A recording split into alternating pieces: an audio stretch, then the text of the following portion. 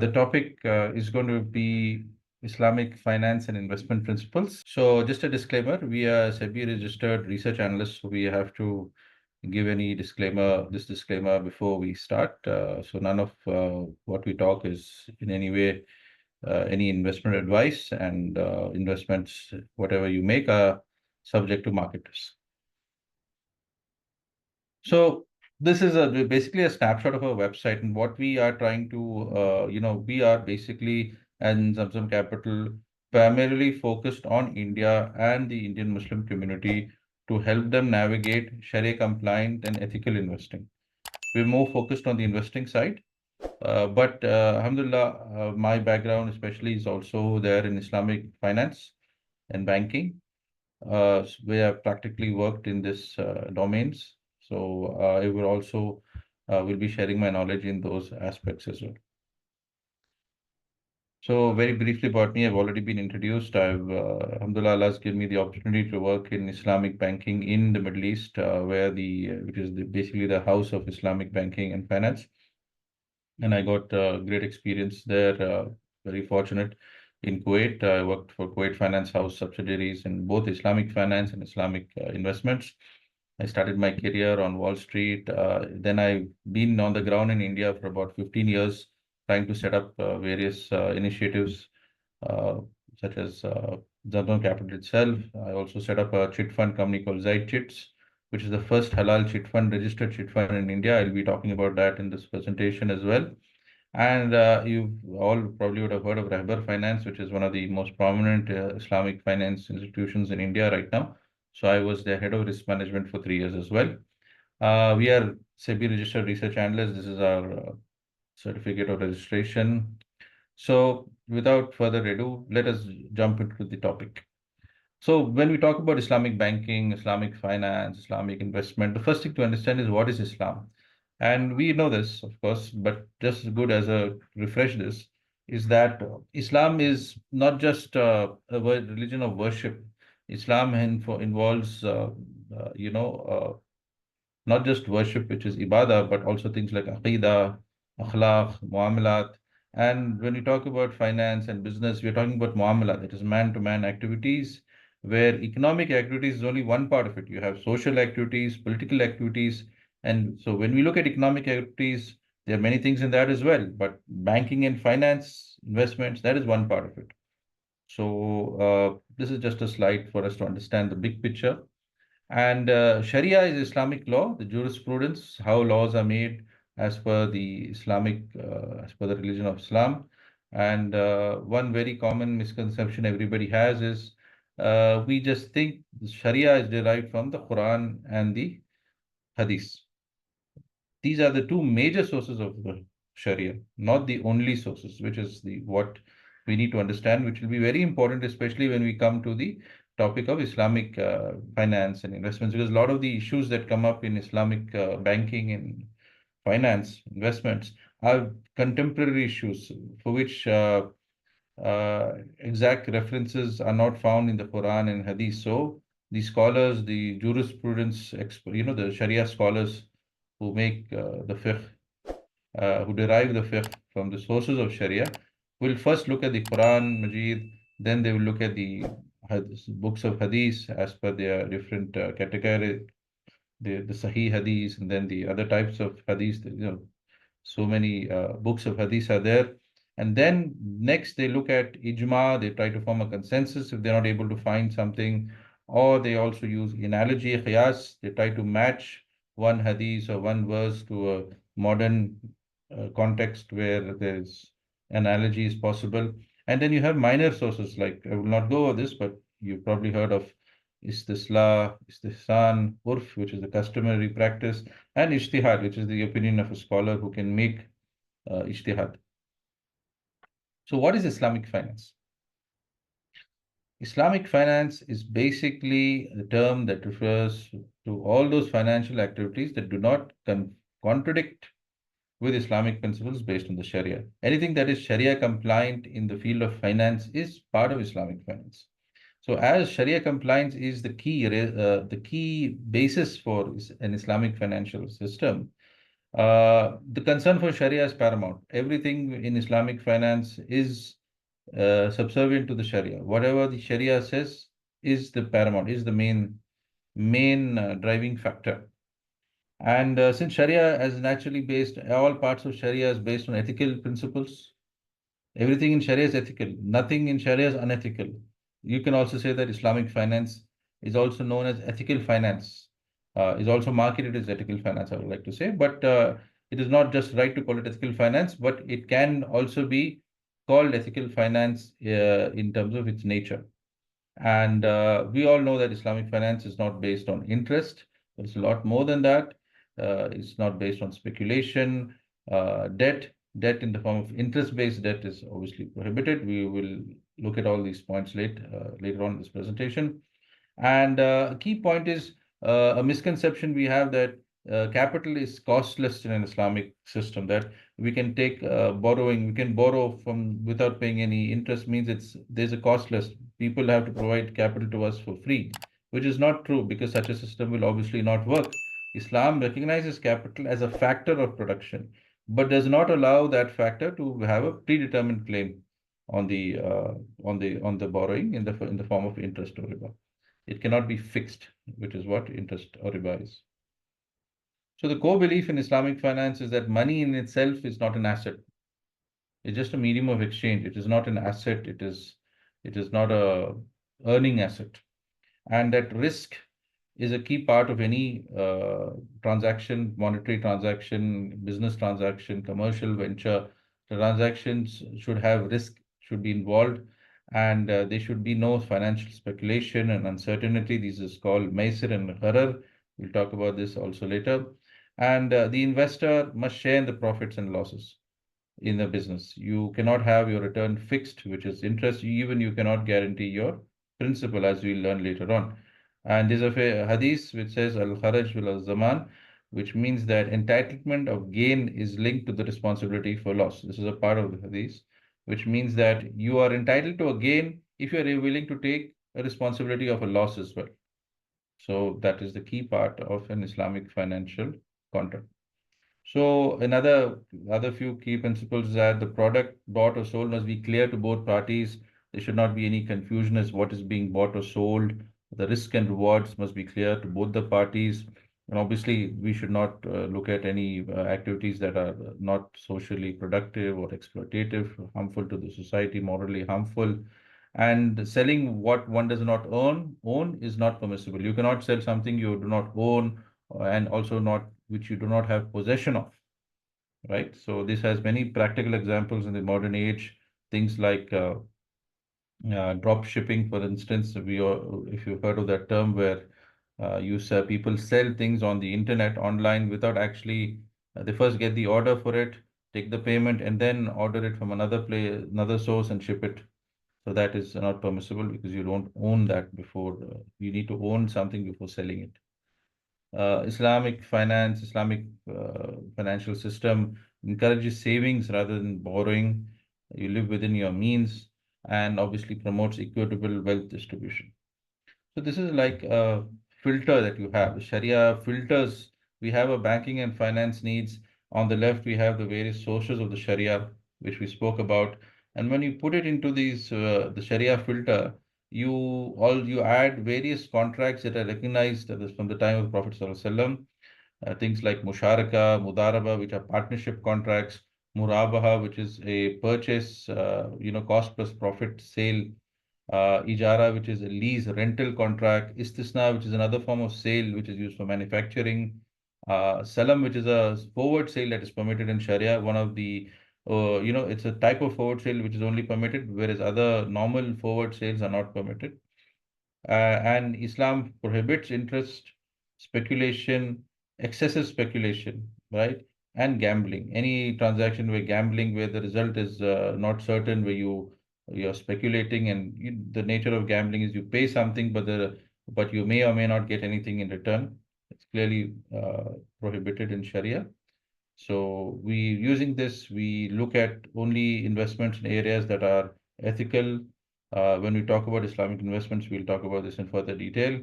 And asset-backed transactions are what is promoted with investments in real durable assets. So another slide that compares conventional finance with Islamic finance.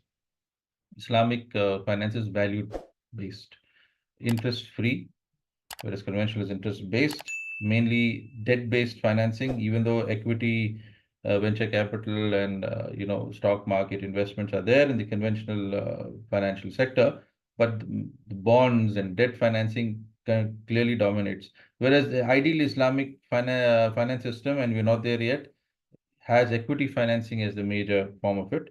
Right now, to be frank, Islamic finance industry globally is also debt focused using Islamic debt products, but ideally this should change and it's a work in progress.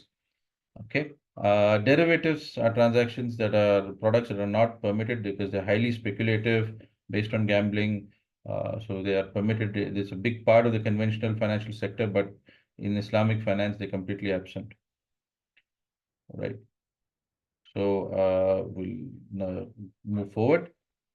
Here, the conventional bank rather, he lends money to the customer and takes back money plus money, which is interest. Whereas an Islamic bank sells goods and services, which is a debt-based Islamic debt transaction. Things like products like Murabaha, Istisna, which I spoke about earlier briefly, and the customer pays back money. So since money is not going in both directions, riba is not involved. That is the key difference. Asset-based financing. Money not against money, but against goods and services, real assets. Uh, this is a quote by Aristotle himself, which he has said, the most hated sort of wealth and with the greatest reason is usury, riba. So which makes gain out of money itself. So people of wisdom in the past all recognized, and all religions, in fact, I have another slide which is not here in this presentation, which shows that all religions, even Hinduism, Christianity, Judaism, all religions recognize the usury, riba, interest as haram, as something that is bad for society. So riba, there are two types of riba. We don't have time to go into this. Gharar is excessive risk for uncertainty. So for example, selling fish that are still in the sea. You cannot sell fish because in the sea because you don't know how many fish you're going to catch. Fishermen, this type of sale does exist, but it's not Sharia compliant. Gambling, as you know, any form of gambling, any investment using where gambling is involved is not permitted. And we don't finance haram commodities, nor do we invest in haram commodities or activities or sectors such as weapons, pork, alcohol, gambling, conventional banking, and finance because they are interest based. So all forms of, this is just a slide that shows you how the contracts, the different contracts, and we spoke about you have basically finance contracts, which are debt-based contracts, Islamic finance, where the debt is involved, where the return is fixed, but it's not interest-based because an asset is involved. So these are actually, to be very frank with you, it's a very deep topic. Islamic finance, if one was to really understand. I do teach a course. I used to teach a 2-day intense masterclass from morning till 9 to 5. And each one of these contracts is a presentation in itself because there are a lot of factors, there's a lot of structures. You need to understand how the flow takes place, what are the various conditions for each contract, okay, and how it looks in the modern form, etc., etc. So, but just for you to understand, participatory contracts are equity form of contracts where there's a partnership taking place. A musharaka is a normal partnership.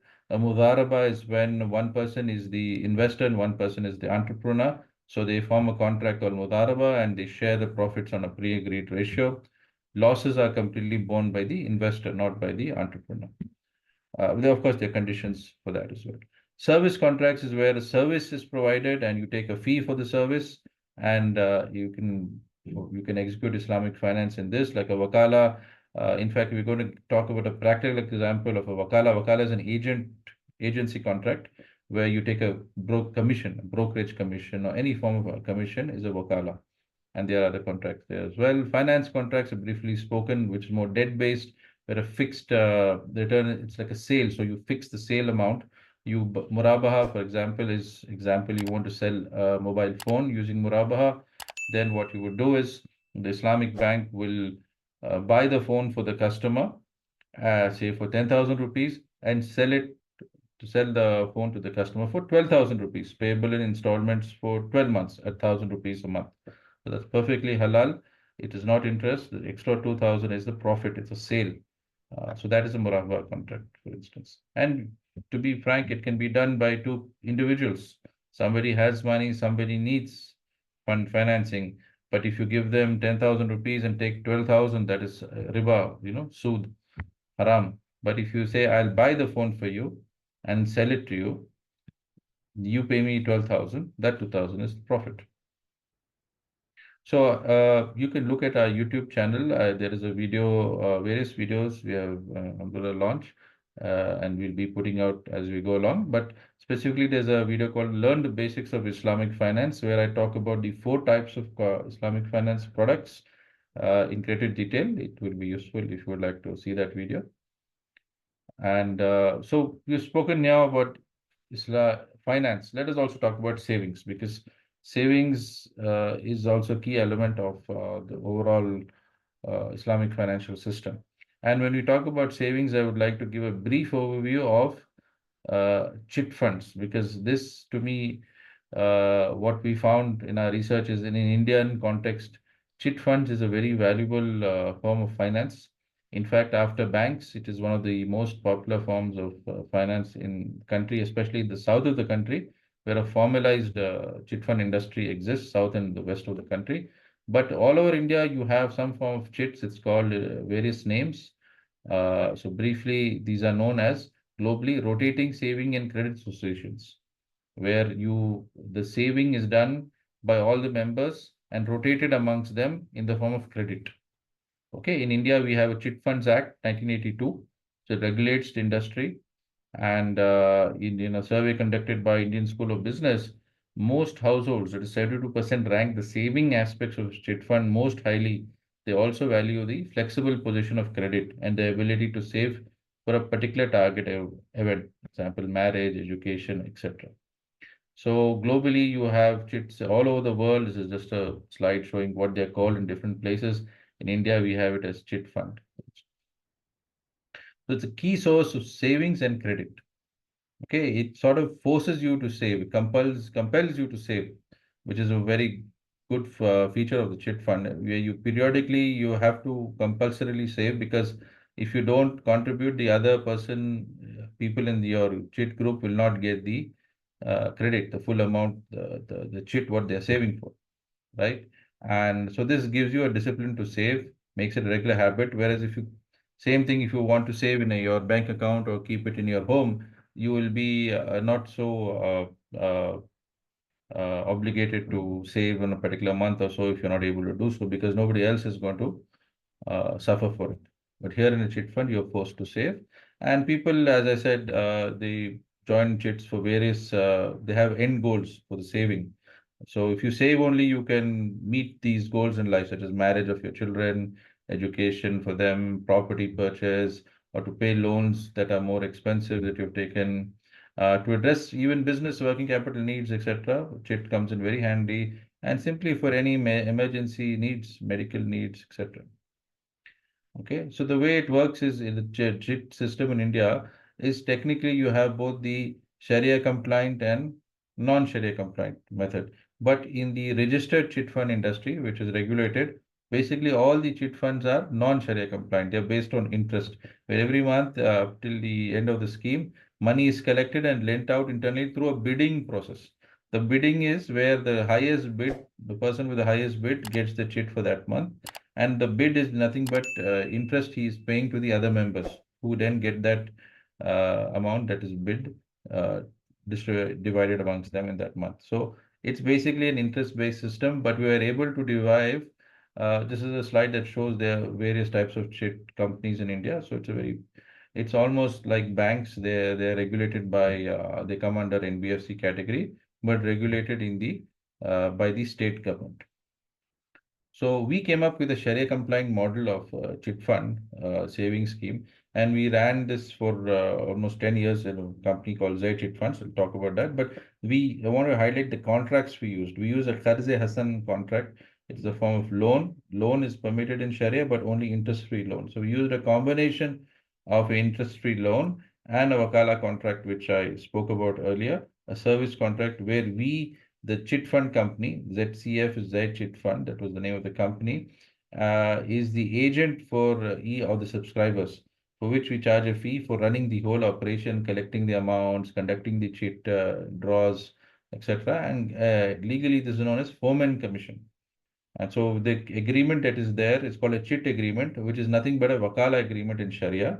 So it conformed to all the Sharia principles. We got it vetted by top madrasas in the country. We had our own Sharia board for this, and we were able to remove interest from the entire operation and other factors also that had to be put in mind without without compromising on the Sharia and also following the legal provisions of the Chit Fund Act. So, in India, where we cannot do banking activity or finance activity without interest because the RBI does not allow us to lend on the Islamic principles, this was another option that was available. Of course, you don't get immediate credit, but it is at least you are saving and you are getting credit based on your luck, or at least you will get it at one time before the group ends. So we set up the firm back in 2012. We got the license, a lot of R&D was done. We got Sharia compliance from major madrasas, and it was launched. We had a small team, Sharia controller, Sharia board as well. So these are some of the chits we ran. You know, we had a 1 lakh chit, we had to 10 lakh chits. These are the different subscription period. Also, the number of members is equal to the subscription period and the monthly subscription amounts. So as I said, you know, you can use it to fulfill various needs you have: marriage, education, buying a house, business, healthcare, even going for Hajj or Umrah. And practically many of our subscribers did all this. It was a great source of, happiness for us because they were able to do it in a halal way without resorting to taking a loan from the bank, etc. So this is just to show on a particular month all the schemes that were running. We used to have the meetings at different times. This was once a month, and this is how we were running the draw number and things like that. So just a practical photo from one of the meetings, the members, subscribers attending. We had the concept of putting a lucky draw. The Sharia version is a lucky draw system where we choose them based on their token number. So this is how the tokens were arranged, and our line is a separate chit group. Okay. So there's a video on this as well on our YouTube channel, which you can check out for further information. So that's about savings. Now I'd like to wrap up our presentation by talking about investments. So I think we are okay with time. I'll just go through this. So Islamic investments, the two cardinal rules, two key rules for Sharia compliant investments. Very important. This is the main thing you need to understand. This is what most people don't understand. And that's how we fell for the Ponzi schemes, our community, and we keep making mistakes. But if you just remember these two rules, you'll not make mistakes. You'll not do something that's haram. Right? The two rules is the first rule we sort of know: returns cannot be guaranteed. Then it becomes riba. If I say you give me 10% on my investment, that's nothing but riba, right? But the second rule, the principal we invest also cannot be guaranteed by the one whom we are investing with. Like we're investing in a particular project and we say, look, whether we get a profit, that depends on the business. But when I want to exit, I want my principal back. That's also not Sharia compliant. Okay, so we come in the various structures we have. We spoke about the Mudaraba structure, the Wakala structure. Again, we have to go deeply into this. And we cannot invest in Ponzi schemes that will not be Sharia compliant, obviously, because those are fictional returns. And so Ponzi schemes is also a topic that we have covered on our YouTube channel. One can look into that as well if they want. But that clearly is a area that our community is very, very, what shall I say, very gullible to get trapped in. And even now, we see such schemes are coming up, and people are losing their life savings in that. So we really need to understand how those Ponzi schemes work. So this is a in Indian context, or any context, I mean any country's context. If somebody was to draw up their financial plan, it would look something like this, based on their it isn't maybe for somebody in the mid-age bracket, because stocks are just 20%, right? Or towards the retirement part of their life. But normally stocks would be 40-50% if they're young. Okay, then real estate gets another chunk, bullion, which is gold, and debt, fixed deposits is 40% of their overall wealth. But as Muslims in India, we are disadvantaged in the sense that we don't have any debt or fixed deposit options. There are a few Sharia compliant firms that are offering sort of debt-based return, Sharia compliant, like Rahbar and other such firms, but they're still very small, and population, is huge. So it's fair to say that most Muslims, they don't put their money in any bonds or fixed deposits or national savings schemes. The money just lies as cash in the bank, not earning any return. And most of the money is put in either gold or real estate.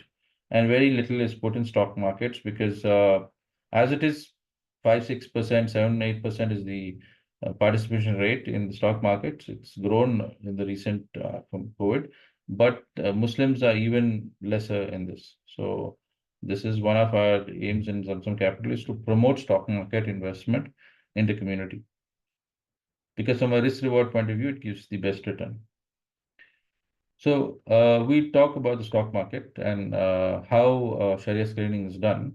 The first level is screening is for the sector. We make sure the following sectors that are mentioned here are excluded. So stocks falling in one of these sectors are removed. Now, defense, for instance, it's very straightforward. One can just read and understand these sectors are clearly not ethical, not halal. But defense is excluded not because of Sharia reasons, but because of ethical reasons. Normally, in the time of Prophet Sallam, weapons were not something that were haram to trade in. But in these days, because modern defense equipment does not discriminate between women and children, for ethical reasons, many Sharia scholars say that they should also be excluded. So in terms of stock market, there are various criteria, because the scholars, when they created these criteria, if you remember the slide on the sources of Sharia, there were no exact references to this in the Quran and Hadith. Obviously, stock market did not exist at that time. So they had to use qiyas, ijtihad, various other forms of Sharia, sources of Sharia, to come up with these minimum Sharia screening criteria so that Muslims could invest in the market, because you hardly find any company that has 0% debt, interest-based debt, or zero, impure income on their income statement. There was always something. So they came up with these minimum criteria using these minor sources of Sharia and other major sources of Sharia besides Quran and these. And so there's obviously bound to be some fluctuation in some difference in opinion, and that is only to be expected. So we have few criteria that are famous. Uh, there's some common overlap, but there's also significant differences, I should say. And one key point here is, we've also addressed this in our YouTube videos, is that we are able to do this. A key question people have is, when riba is completely haram, even little bit of riba is not tolerated, 0.1% is haram. How come we are allowed to invest in companies where the debt is 33% to total assets? Some people say debt to market cap, but we use a debt to total asset ratio. The reason for that is because the scholars have made an exception for minority shareholders. We do not influence management as retail investors. That is why this condition applies to us. If you are promoters or big major institutional investors, then these conditions do not apply. We have to do completely 100%. It should be halal. There should be no interest income, no impure income, no interest-based debt, etc. So the criteria we use is called Mizan Islamic Market Index. Mizan this is promoted by Sheikh Mufti Taqi Usmani Saab, who's considered one of the top scholars in Islamic banking and finance globally. India, from an Indian point of view, this criteria is also approved by Darul Uloom Deoband and major madrasas in the country. So this criteria is what we use. Specific exact criteria is mentioned on our website.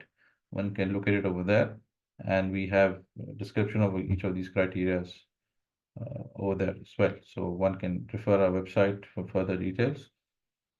We also are very proud and happy to produce a halal list of shares for the Indian stock market, which we update every quarter and provide for free on our website for the benefit of viewers. They don't need to pay for this, and they get all the stocks listed there alphabetically that are Sharia compliant. We have a certain screening criteria in the sense that we only look at stocks above 500 crore market cap and only those stocks that are listed in the National Stock Exchange. So we list this on our website, and this is certified by our Sharia board as well. So in the context, various other things to keep in mind when you look at stock investments is that you need to purify your income, dividend income, based on the impure income percentage, which one should calculate once a year and donate to charity. We should also, as minority shareholders, raise our objections to the fact that the company is taking interest-based debt or interest income in the annual general meeting by registering our protest in the form of a letter or in the form of an email, etc. And finally, just one slide on private equity. So share market is public equity. Sharia, the Islamic investments also includes private equity investments, where investors here in Islamic investors, they come into an SPV, which is supervised by Sharia Supervisory Board and invest in a fund in various target companies. But here we need to understand that the criteria we have for the public markets, where we have these ratios, 33% up to 33% is allowed, debt to assets, up to 5% in pure income is allowed when you compare it to total income. But in a private equity, they should be absolutely 0% because as a private equity investor, you are influential. You can influence the management. To conclude, I would recommend everybody to read this book called Introduction to Islamic Finance by Sheikh Mufti Taqi Usmani Saab. It's a great book to understand what Islamic finance really is. Islamic finance, banking, investments, everything is covered. It's not a very big book, very easy to understand English, but you really become an expert just by reading this. And I mean it. It's available online on our website. One can download and go through it. And for further questions, further information, please check out our YouTube channel, as I mentioned earlier. And these are the ways you could also stay connected with us. We have a Telegram channel that's free, where we provide a lot of up-to-date content. For instance, IPOs that are released in the market from time to time. They are not covered in a halal list because that is only done every quarter. But IPOs that are coming to the market, we comment on their Sharia status in our Telegram group, and other questions people can ask, and we try to answer it or get it answered through our Sharia board. So we'd love to have you join these social media channels of ours, and you can contact us, WhatsApp number or email, and that's our website. So thank you for listening to me talking here.